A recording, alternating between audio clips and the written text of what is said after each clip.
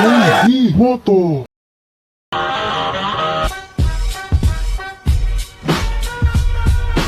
You know, another day, another shore live na naman. Wala kaming pakialam! So ngayong araw mga paps, nandito kami sa port ng Grimsby sa United Kingdom. Isa pala ito sa mga puerto namin dito sa UK, yung isa sa may Port of Tyne, dito naman ay sa Grimsby. So ngayong araw mga paps, samahan nyo kami na pumunta sa may sentro ng Grimsby, pero hindi namin kabisado So mag-Google map lang kami para mahanap namin kung saang way dapat kami dumaan. Huwag kayo iiyak. Yung pala rito. Bagay alas... Ano na rin kasi, alas 2 na parang sa Pilipinas ba?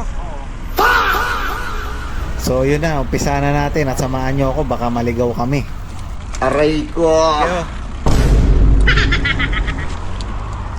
Sa mga kapwa pala namin marino na ang puerto nyo ay sa Grimsby, mas maganda kung meron kayong bisikleta dahil medyo malayo-layo itong lakarin. Ano natin yan, no? Simula pa lang dun sa may puerto is palabas sa gate, malayo na talaga, nasa 30 minutes na yan.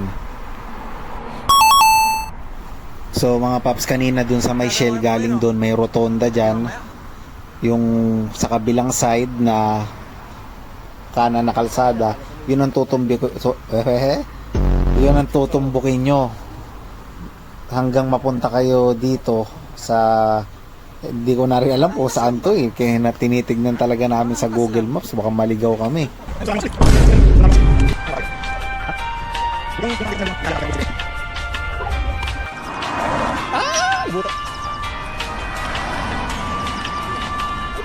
So dito pinagpatuloy na namin yung aming pagbibisikleta. Ang oras ata nito is nasa alauna.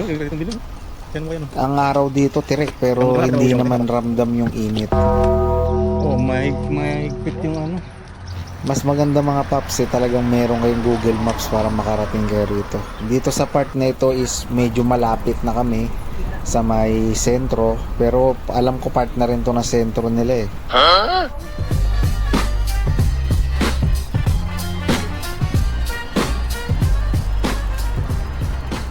At eto mga paps, itong simbahan na to ay ang tawag na Parish Church of St. James.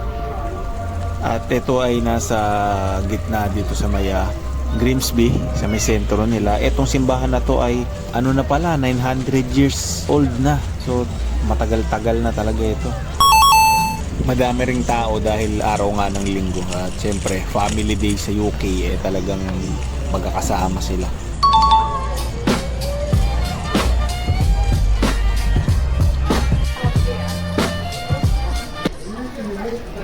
At dito pala natumbok na namin tong mga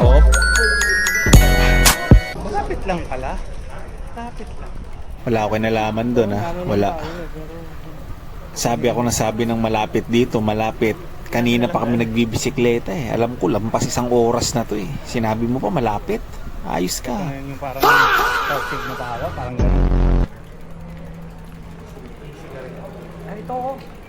So dito mga papsis, malapit na kami dun sa area, kunding-kundi na lang makakarating na kami dun sa gusto naming puntahan dahil maghahanap kami ng groceryhan tsaka pwede makapagpapalit. Huwag kayo iiyak.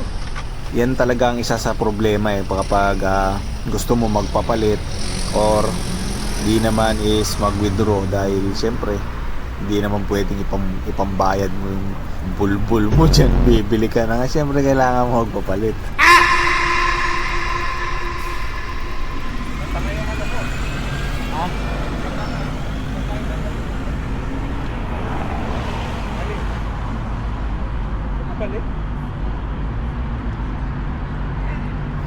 Dito nga hindi na namin alam kung lumampas ba kami o sumobra o malayo ko Mahirap talaga dahil itong Google Maps talagang medyo mahirap gamitin. Dapat ang gamitin nyo Google Waze. Yan naman naka-green na yan. Kung makaturo-turo ka, alam mo talaga taga dyan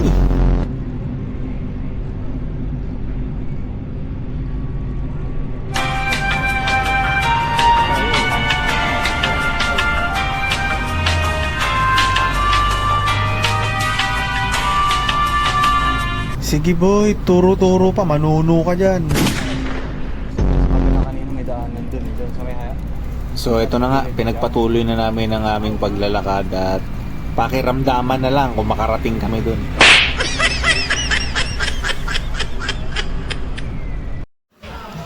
So dito nga meron ako naririnig na parang may hip-hop rap event at meron ding nagpe-perform ng parang freestyle rap. Ito na sinasabi ko malayo pa lang namukhaan na ako Nagulat din ako pero yung dating gawi, itatranslate ko sa inyo. Idol, di ba ikaw si JD? Sakto may rap contest kami rito. Pasample naman ng mga mala-impactong lyrics. Sa kaliwa ko naman, present para sa inyo, galing pang North Caloocan, mag-iay tayo lahat. JD Moto. Totoo lang yan kung hindi kami nagmamadali dito talagang sasample lang ko to ng mga malulupit na freestyle. Si Pops na mukhaan din ako kaya sabi ko pass na lang muna ako. Next time na ako magsasample ng mga freestyle ko dahil wala akong baon So ito na mga Pops, pagtapos ng mahaba-habang lakaran dahil hindi naman ginamit tong bike tinulak nakarating na rin kami rito. Parang plasang style tapos na meron silang mall. Ito pala yung pinakamalapit na shopping center sa Port of Grimsby, yung Freshney Place. Ito siya mga Pops.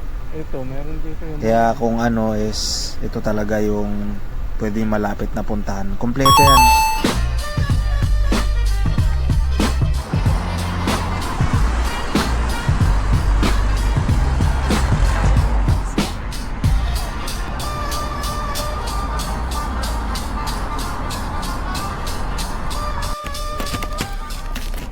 Matama sa ano.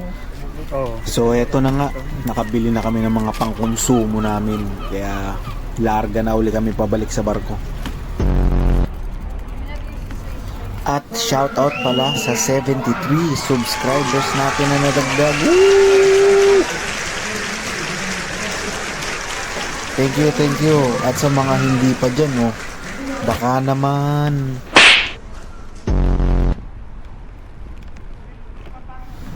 So yun lang mga Paps, hanggang dito na lang itong video na to. Malapit na rin kami sa puerto at yun lang. Please like and subscribe and see you sa next video.